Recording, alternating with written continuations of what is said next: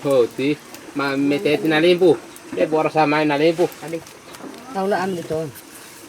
Tahu lah putus asa. Jangan mau alat proses ah.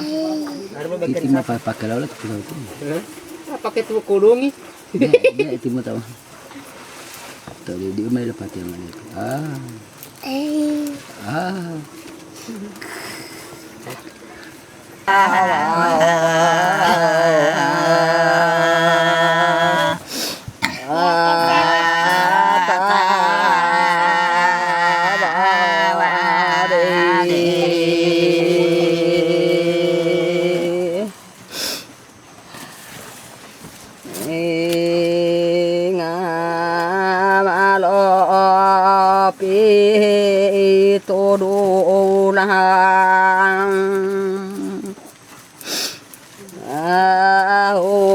Om ilang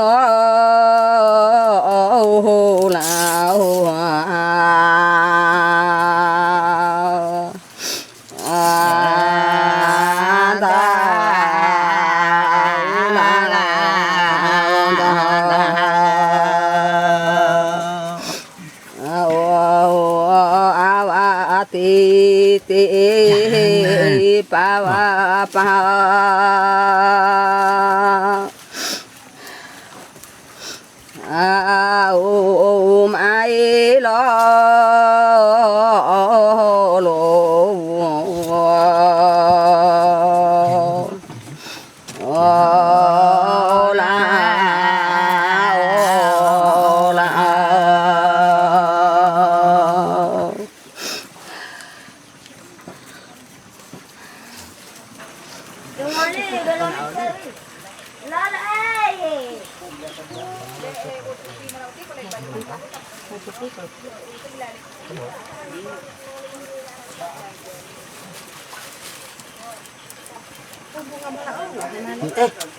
Ngotot belum.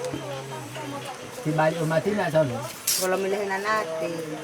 Padahal yun na natin dito. Ito na maan.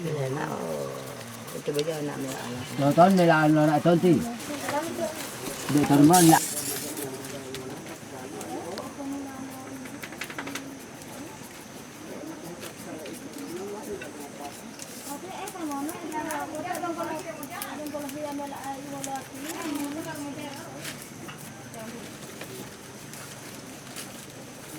Thank you.